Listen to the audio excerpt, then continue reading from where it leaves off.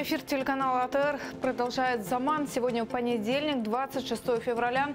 В студии для вас работает София Бляева. Добрый вечер.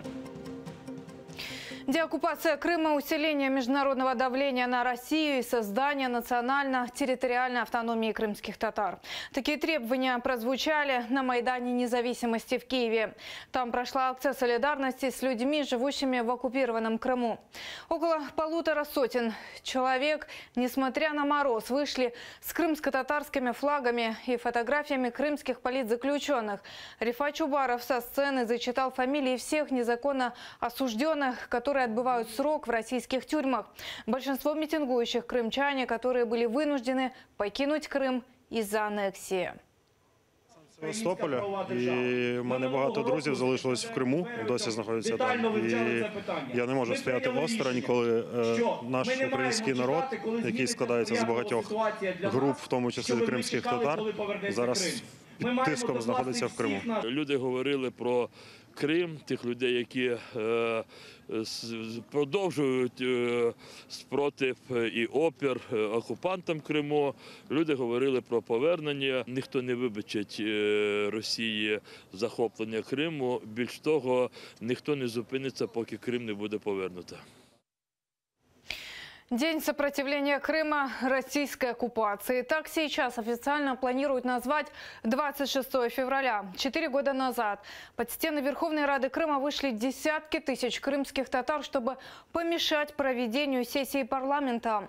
Руководство Рады Крыма пыталось принять решение о выходе полуострова из Украины.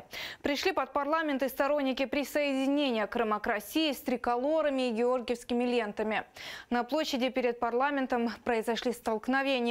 Назначенная на 26 февраля сессия не состоялась. Благодаря активным действиям украинских патриотов аннексию полуострова удалось отсрочить на 1 день и показать, что добровольное присоединение Крыма к России – это миф.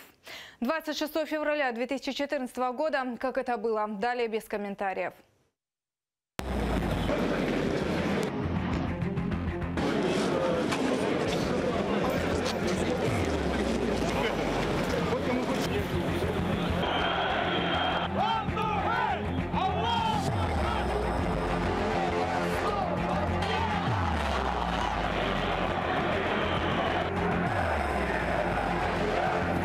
У нас нет сепаратистских лозунгов сегодня, успокойтесь, пожалуйста, все нормально. Потому что на Крым сегодня это автономная республика Крым, она в составе Украины находится.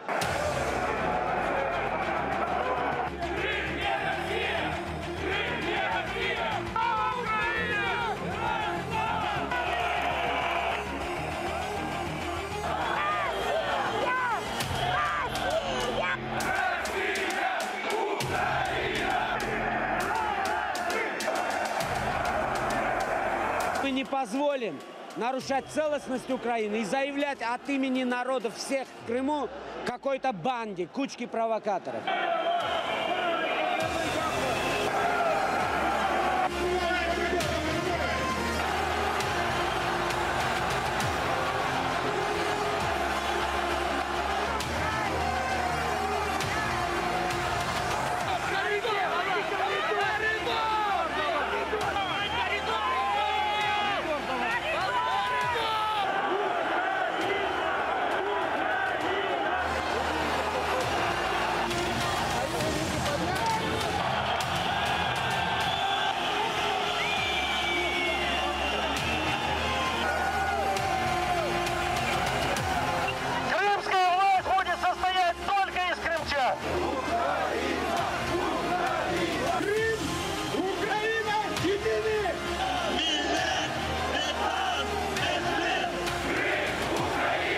Вот так и будем всегда.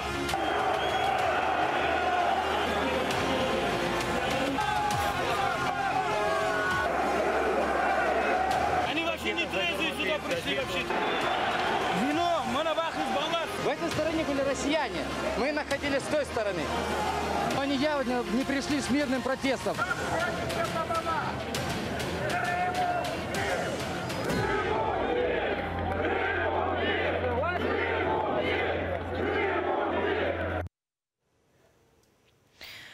Случаи нарушений прав человека в Крыму наиболее вопиющие в еврозоне. Об этом заявила депутат Европарламента Ребекка Хармс во время международного форума «Оккупированный полуостров. 4 года сопротивления».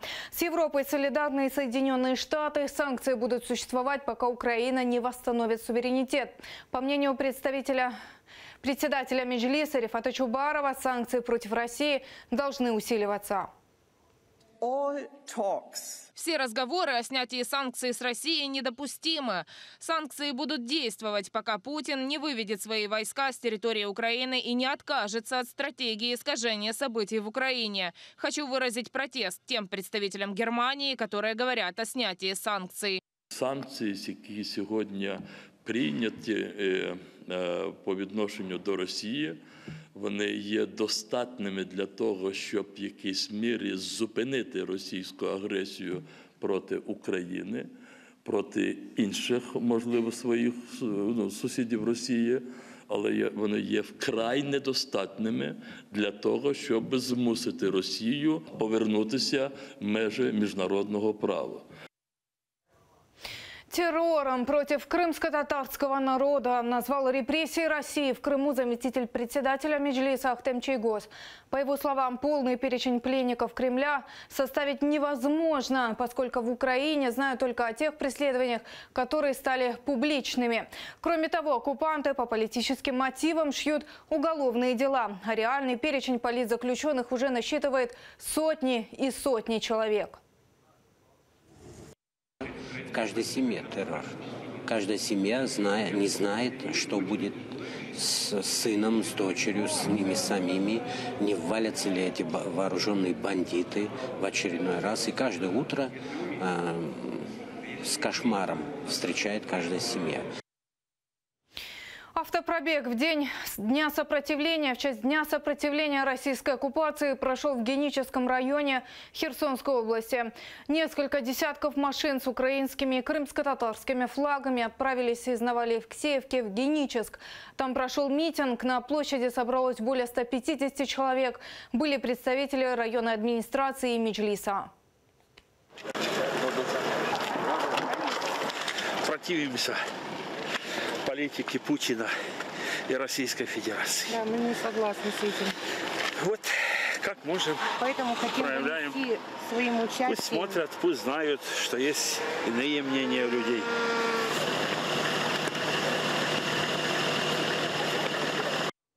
26 минут солидарности с пленниками Кремля. Под посольством России в Киеве по случаю 4-й годовщины Дня сопротивления оккупации Крыма поддержали политзаключенных Руслана Зитулаева, Олега Сенцова, Романа Сущенко и многих других. Несмотря на холод, утром под посольством России люди с плакатами. Требования к агрессору уже традиционное. Дать ответ, где сейчас 16 граждан Украины, которые пропали без вести в Крыму, а также освободить режиссера Олега Сенцова. Его оккупанты в 2015 году осудили по сфабрикованным обвинениям в терроризме на 20 лет тюрьмы. Олег Сенцов – лише один з 66 людей, яких ув'язнено за політичними мотивами або за їх політичні чи релігійні вподобання в РФ та Криму. Ми хочемо нагадати людям про те, що відбувається, що арешти не зупиняються, що люди продовжують сидіти, що правосуддя в Російській Федерації – це лише фікція. Присоединилась к акции «26 минут солидарности» и депутат Европарламента от Германии Ребекка Хармс. Рассказывает, пришла поддержать крымчанина Олега Сенцова и всех тех, чьи права в оккупированном Крыму нарушила Россия. Мы хотим направить нашу делегацию по правам человека в Крым, чтобы на месте проверить, что происходит. Этот вопрос мы обсуждаем с лидерами Меджлиса и с украинским правительством. Организовал акцию «26 минут солидарности» Центр гражданских свобод. Присоединилась и общественная организация «Крымсос». Нам не удастся очень быстро этого освободить, но чтобы они держались, чтобы они чувствовали, что в отношении их есть очень большая, огромная поддержка здесь, на материковой части, во всем мире. Ко дню сопротивления оккупации Крыма акция «26 минут солидарности» состоялась также во Львове, Виннице, Чернигове и других городах Украины. В Одессе участники акции спели украинский гимн, облили красной краской забор Генконсульства России и выступили с требованием убрать из Украины кремлевских агентов влияния. Виктория Облязова, Никита Проскурин, Заман, АТР. Акции против оккупации России и Крыма прошли в разных уголках мира. Люди вышли на протесты, в частности, в Турции, Финляндии, Германии и Канаде. Обо всем этом подробнее расскажут мои коллеги.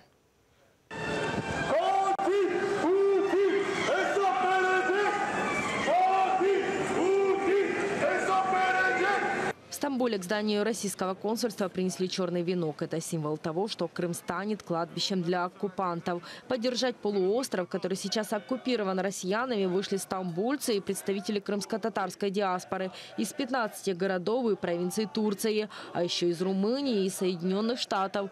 Также к 4-й годовщине аннексии России и Крыма посольство Украины в Турции и местная община крымских татар организовали тематическую выставку и конференцию. А это уже Хельсинки. И там на акцию поддержки территориальной целостности Украины вышла украинская диаспора в Финляндии и финские друзья Украины и крымско-татарского народа. Люди выкрикивали лозунги «Путин вон из Крыма».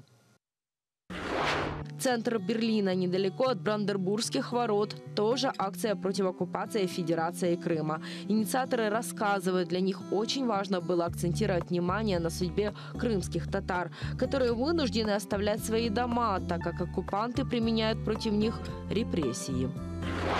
Поддержали крымчан и за океаном. Там, в канадском Торонто, активисты собрались в Квинс-парке. В руках они держали плакаты «Крым – это Украина» и «Освободите Крым».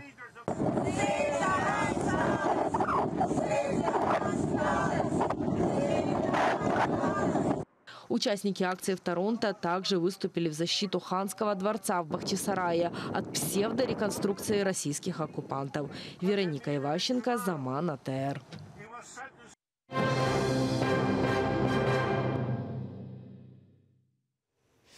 Они отстаивали украинский Крым 26 февраля 2014 года и не могут находиться в стране сегодня, когда полуостров оккупирован. Общественное формирование «Аскер» с 2015 года продолжает нести службу на временной админ-границе между Крымом и материком.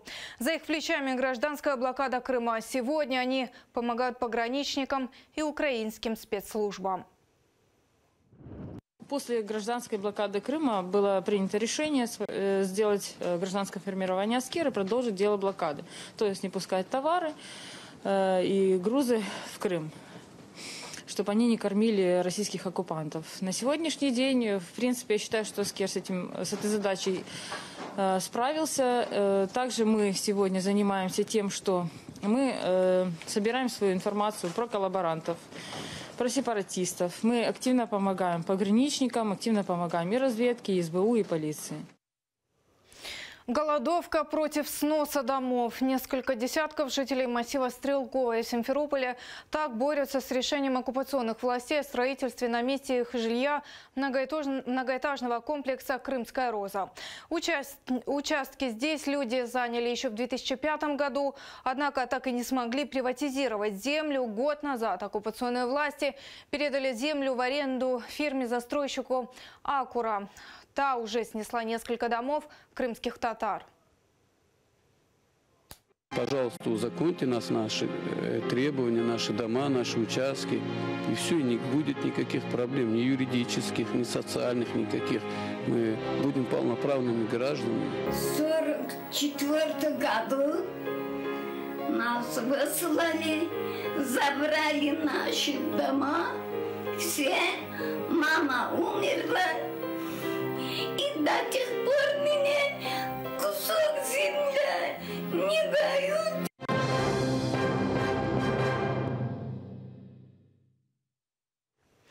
Актуальные вопросы оккупации, жизнь во время аннексии, перспективы и сроки освобождения Крыма. Эти и другие насущные вопросы жизни полуострова отныне регулярно будут в повестке дня нового телешоу на телеканале АТР. Накануне стартовал первый выпуск программы «Купюр». Мост.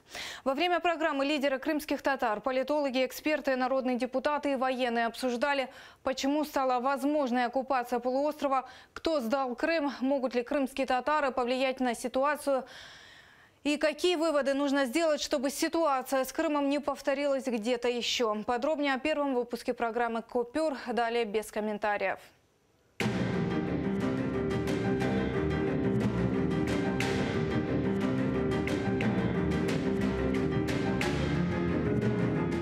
И будем очередной раз наносить удары своей информационной пушки по Кремлю.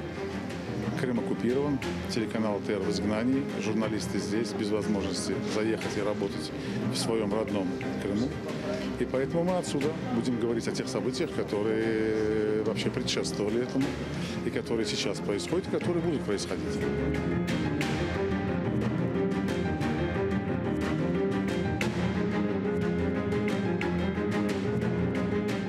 Нужно об этом говорить, честно говорить. Тогда люди поймут. Для мене найголовнішим, щоб вона отримала визнання в Криму.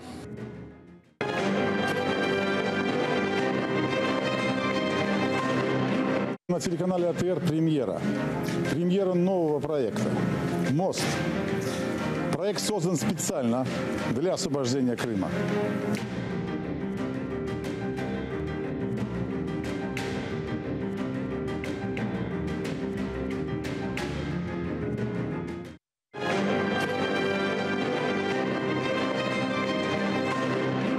Разве кто-то в этой студии уверен, что у него завтра в голове замкнет у Путина? Разве кто-то знает о том, что он завтра новыми войсками не пойдет со стороны Харькова или Сум, или еще с другой стороны? Вы хоть раз ознакомились с заявлениями Меджлиса крымско-татарского народа за 25 лет? И что такое термин «расслабились»? Поясните, вы говорите о целом народе. Почему крымские татары должны были взять на себя вот те 12% населения и защищать своей грудью Украину? Почему? Если нужна наша помощь, давайте мы как-то этому поспособствуем, потому что идет полностью ассимиляция нашего народа здесь, в Крыму. Может быть, мы сможем со своей стороны отсюда что-то еще вам тоже помочь, чтобы поскорее вернуть нашу родную землю. Нельзя ждать. Я и есть Украина.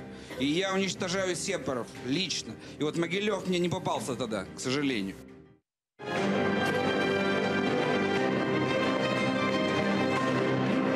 Проект «Мост», который мы запускаем, это как раз вот мост наших надежд. Тема следующего нашего ток-шоу будут выборы на украинской территории. Российские выборы на украинской территории. Спасибо. Çok sağ olunuz. Çok sağ olunuz.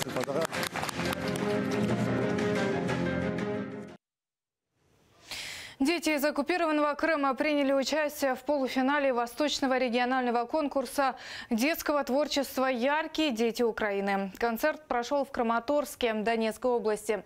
Среди победителей и обладателей гран-при – молодые исполнители из Крыма. Медине Курциитова – самая младшая среди 5 смелых девочек, которые презентовали культуру крымско-татарского народа на Восточном региональном конкурсе детского творчества «Яркие дети Украины». Она и ее подруги провели в пути более 12 часов, чтобы продемонстрировать свое мастерство зрителям в зоне АТО. Медине рассказывает, во всем старается брать пример с известной землячки, победительницы Евровидения Джамалы. И песня, которую девочка спела на конкурсе, принесла ей первое место. Я пела крымско-татарскую народную песню «Восторгай». Это песня про жаворонка. Ему сыпали зерном, а он не хотел кушать. Мне как начали хлопать, я сразу уже расслабилась. Мне не было даже страшно. Выступление состояло из визитки, где конкурсантки рассказывали о себе и о своей малой родине, а также пели песню, которую выбирали из списка хитов. Амина Мамедова, исполняя хит «Rolling in the Deep», пленила сердца сурового жюри и завоевала гран-при.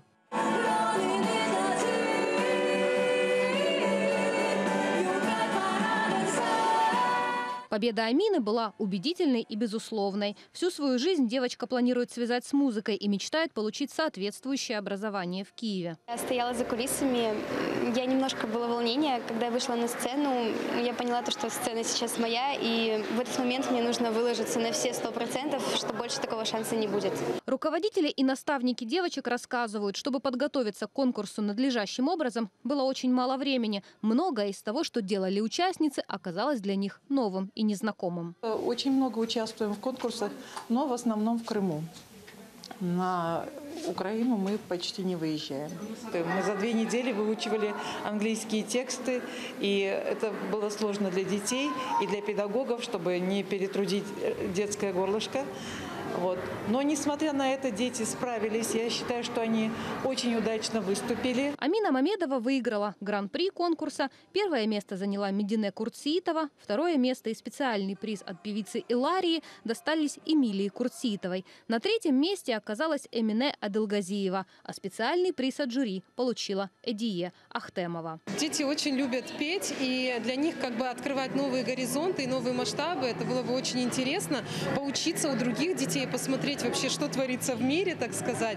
Поэтому мы загорелись, подготовили репертуар в краткие сроки буквально. Причем дети никогда не пели на английском, но они у нас запели. Организаторы конкурса отмечают, что объединить Крым, Донецкую и Луганскую области на одной сцене для них было принципиальным решением.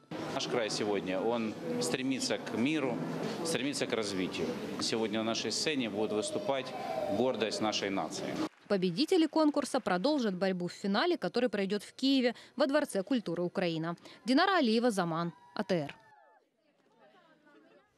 Это все, что мы успеваем вам рассказать. Информационный вечер на телеканале АТР продолжается. Будьте с нами. Спокойной ночи.